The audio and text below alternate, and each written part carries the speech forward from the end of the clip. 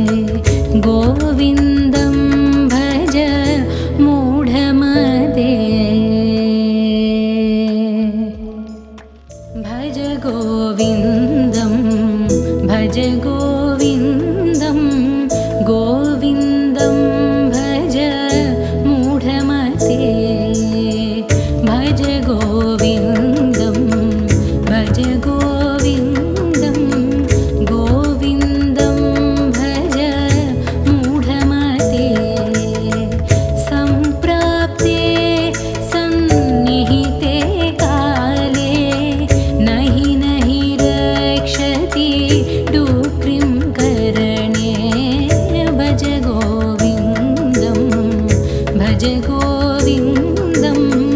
गोविन्दं भज मूढमते मूढजहिः धनागमतृष्णां कुरु सद्बुद्धिं मनसि वितृष्णां यल्लभसे निज कर्मोपात्तं वित्तं तेन विनोदय चित्तं भज गोविन्दं भज गोविन्दं गोविन्दं भज मूढमते नारीस्तनभर नाभिदेशं दृष्ट्वा मागा मोहावेशं ये तन्मांसवसादिविकारं मनसि विचिन्तय वारं वारं भज गोविन्दं भज गोविन्दं गोविन्दं भज मूढमते नलिनीदळगत जलमतितरलं तद्वज्जीवत मतिशयचपलं विद्धि व्याज्यभिमानग्रस्तं लोकं शोकहतं चासमस्तं भज गोविन्दं भज गोविन्दं गोविन्दं भज मूढमते सत्सङ्गत्वे निसङ्गत्वं निस्सङ्गत्वे निर्मोहत्वं निर्मोहत्वे निश्चलतत्वं निश्चलतत्वे जीवन्मुक्ति भज गोविन्दं भज गोविन्दं गोविन्दं भज मूढमते काते कान्ता धनगतचिन्ता वातुलकिं तव नास्ति नियन्ता त्रिजगति सज्जन सङ्गतिरेक भुवति भवार्णव तरणे नौका भज गोविन्दं भज गोविन्दं गोविन्दं भज मूढमते मूढः कश्चिन वैयाकरणो डुक्कृन्करणाध्ययनधुरीणः श्रीमच्छङ्कर भगवच्चिष्यै बोधित आसीच्चोदितकरणै भज गोविन्दं भज गोविन्दं गोविन्दं भज मूढमते भज गोविन्दं भज गोविन्दं गोविन्दं भज मूढमते गोविन्दं भज मूढमते गोविन्दं भज मूढमते भज गोविन्दं भज गोविन्दं गोविन्दं भज मूढमते भज गोविन्दं भज गोविन्दं गोविन्दं भज मूढमते सम्प्राप्ते सन्निहिते काले नहि नहि रक्षति डुक्रि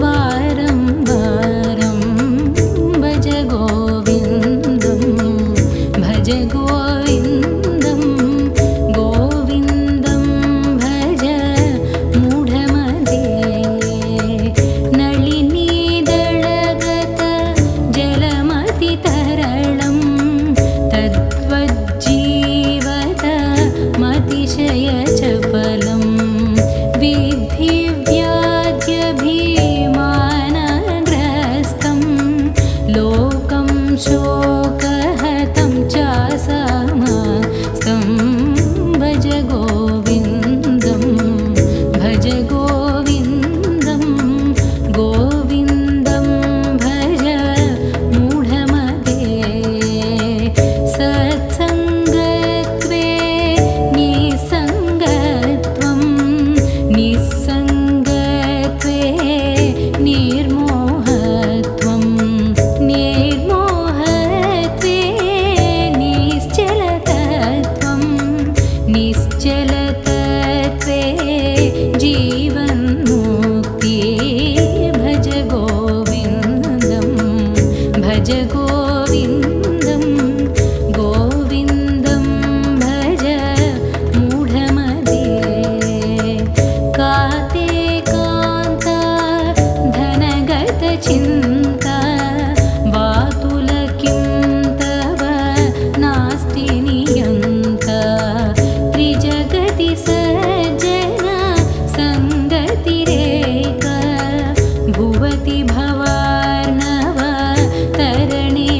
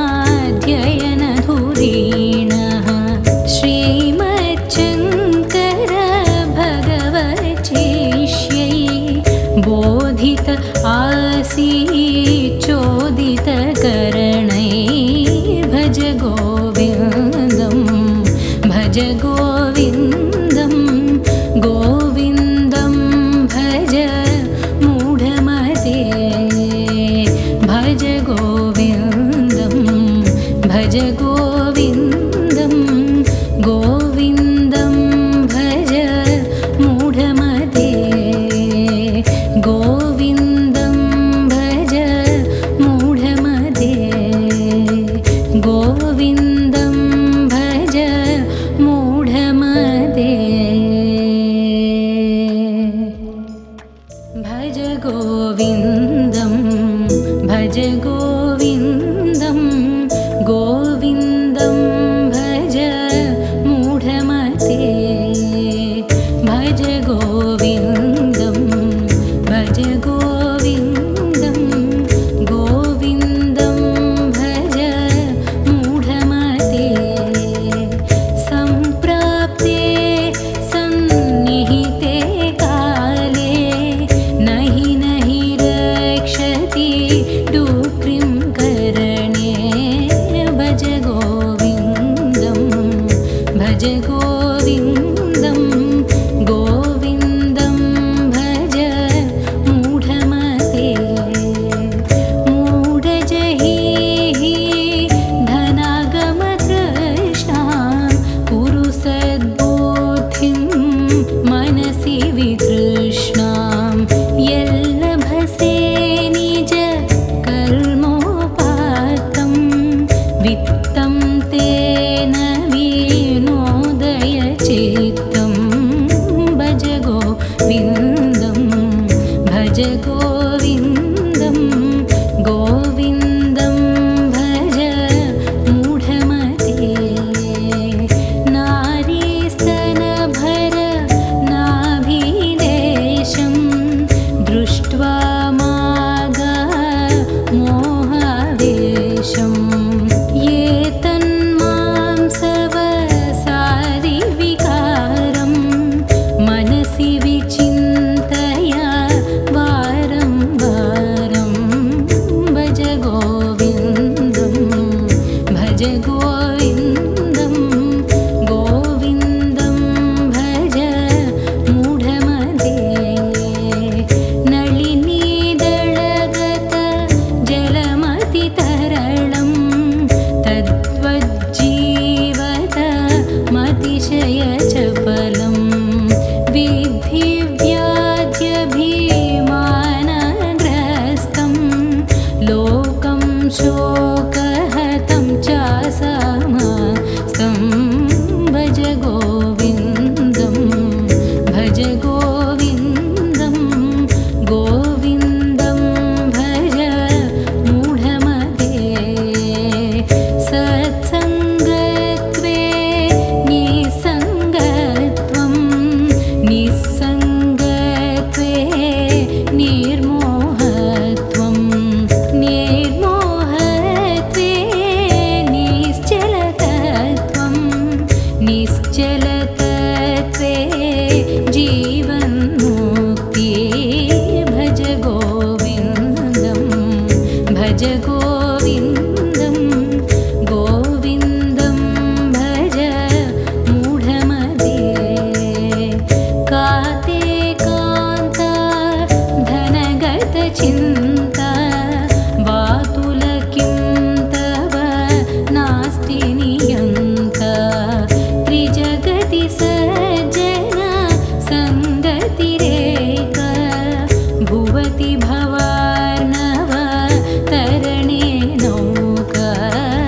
भज गोविन्दं भज गोविन्दं गोविन्दं भज मूढमते मूढः कश्चिन वैयाकरणो डुक्कृन्करणाध्ययनधुरीणः श्रीमच्छङ्कर भगवच्छिष्यै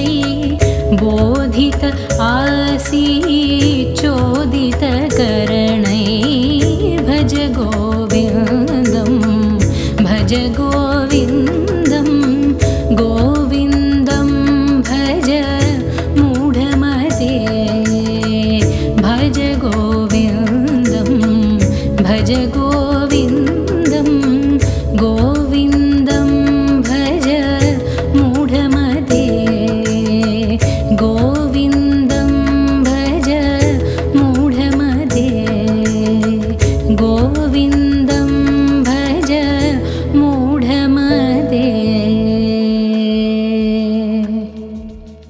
भज गोविन्दं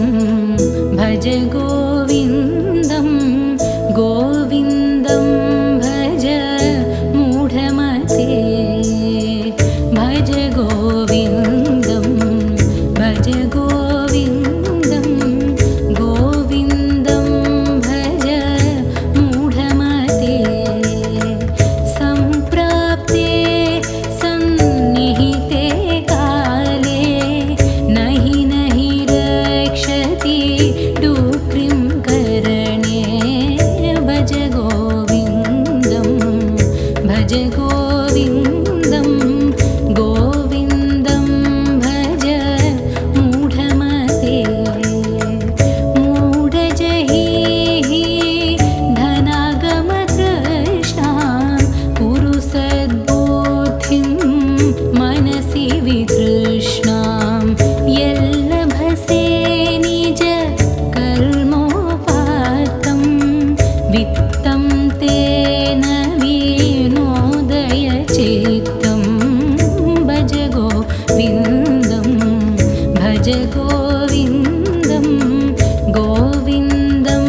भज मूढमते नारीस्तनभर नाभिदेशं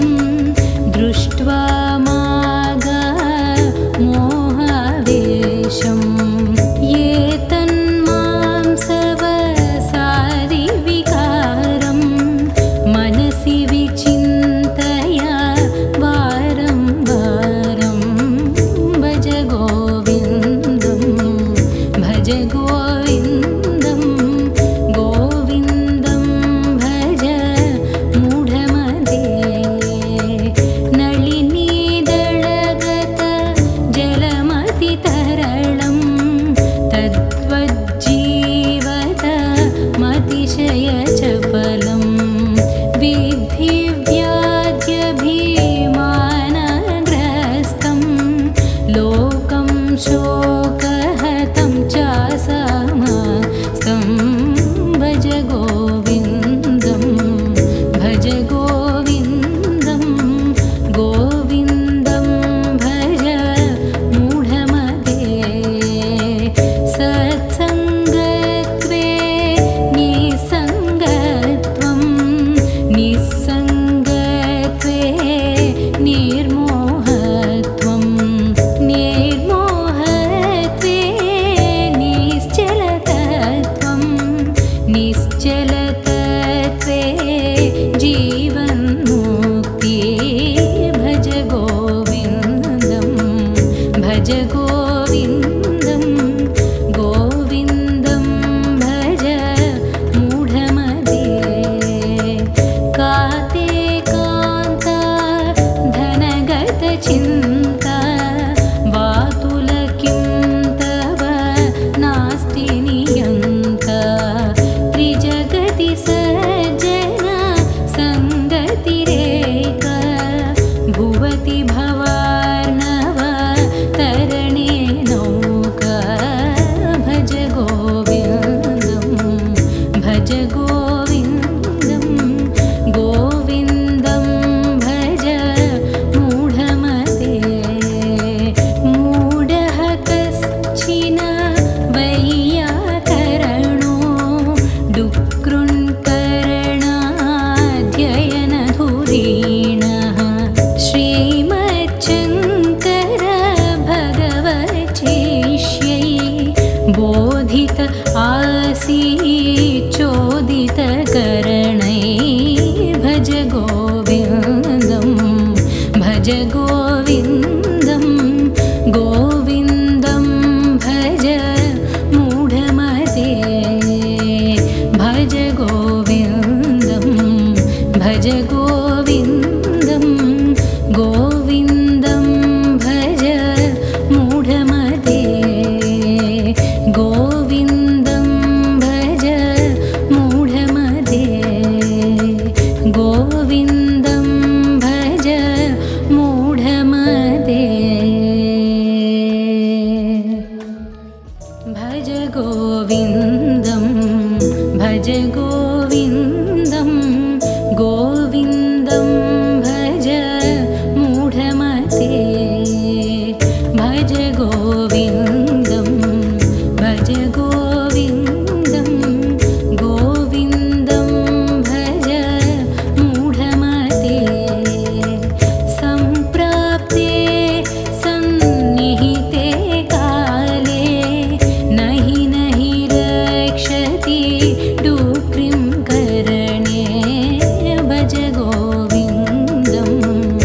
भज गोविन्दं गोविन्दं भज मूढमते मूढजहिः धनागमतृष्णां कुरु सद्बुद्धिं मनसि वितृष्णां यल्लभसे निज कर्मोपात्तं वित्तं तेन विनोदय चित्तं भज गोविन्दं भज गोविन्दं गोविन्दं भज मूढमते नारीस्तनभर नाभिदेशं दृष्ट्वा मागा मोहावेशं ये तन्मांसवसादिविकारं मनसि विचिन्तय वारं वारं भज गोविन्दं भज गोविन्दं गोविन्दं भज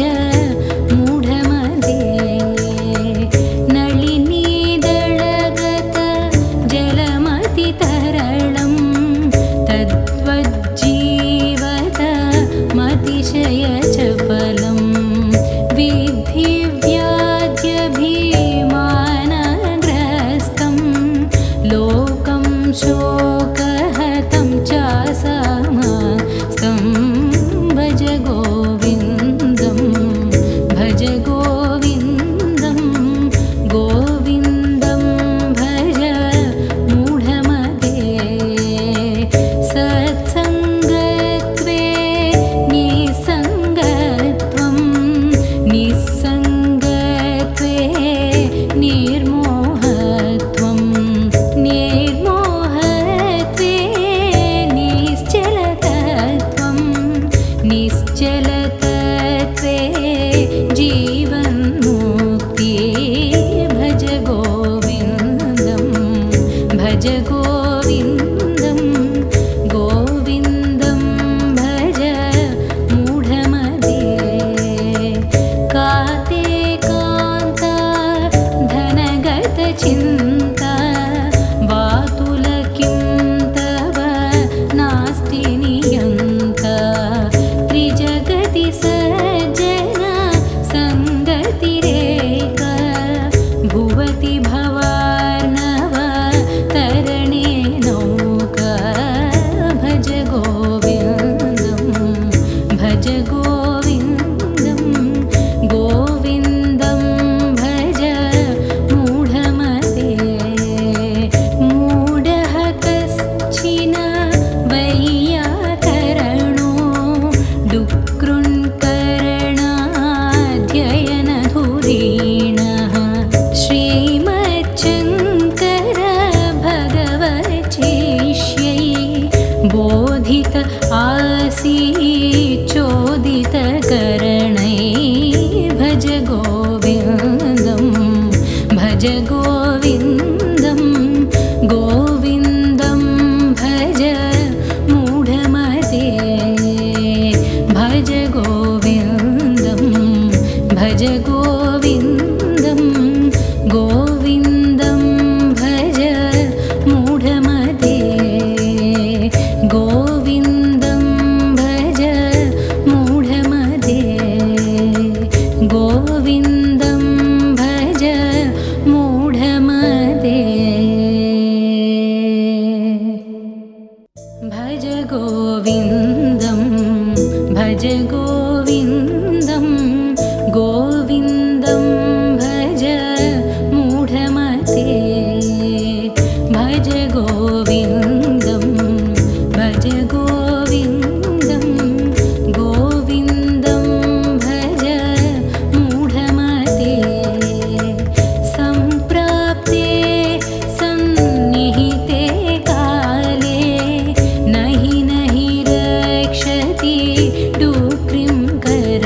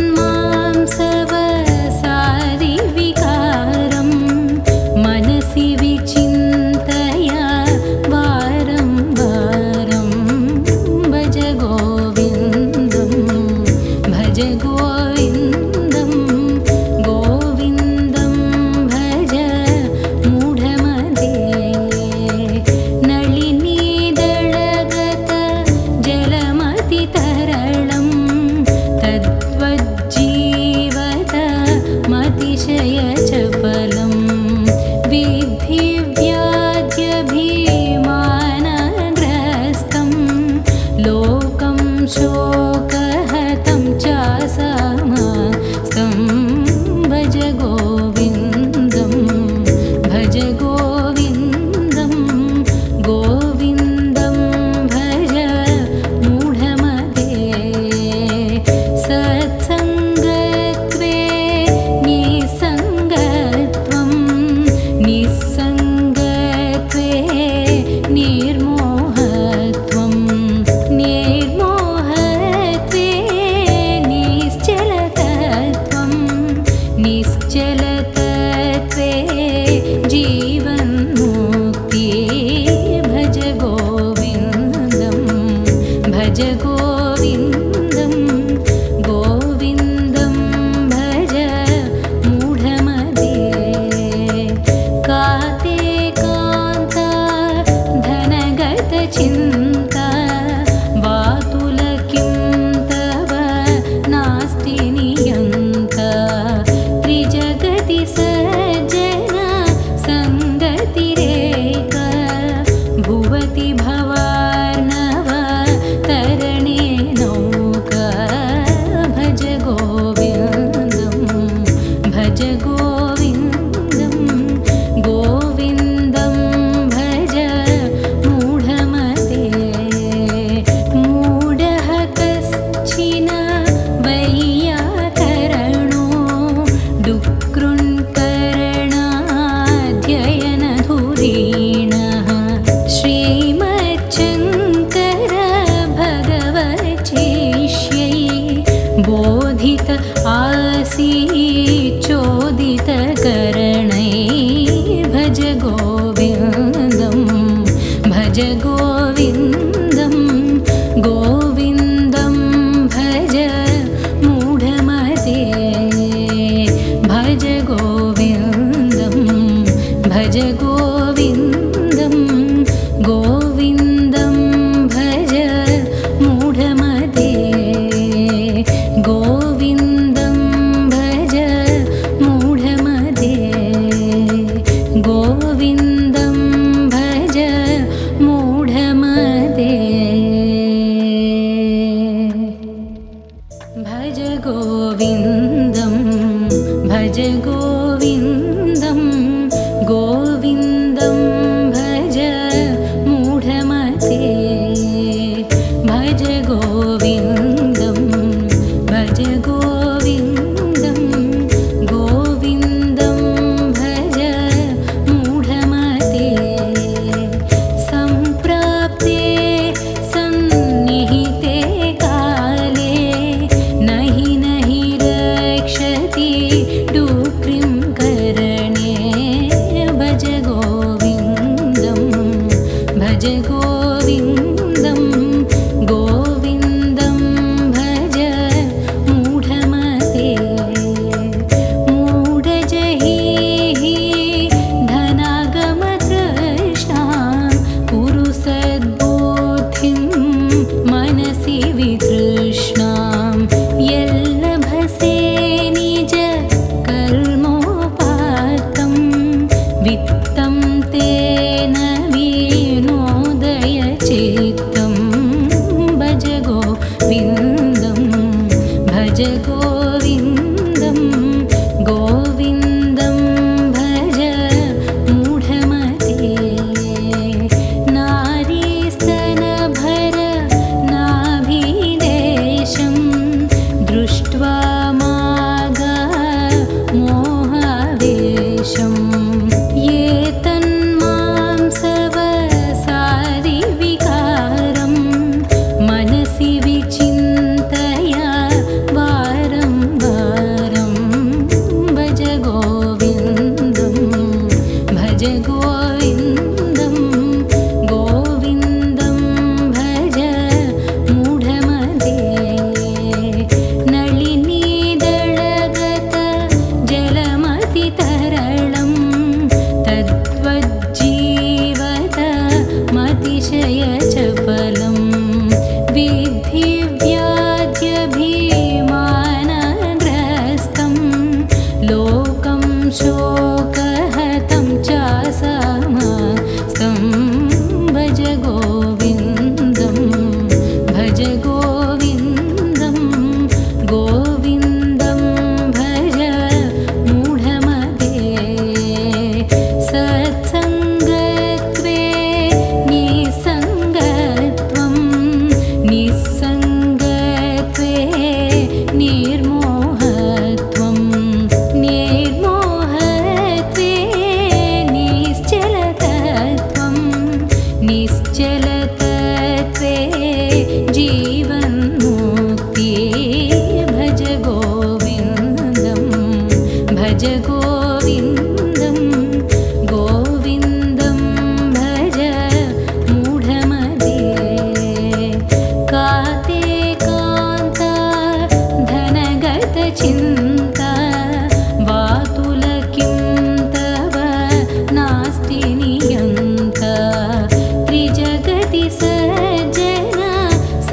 गतिरेक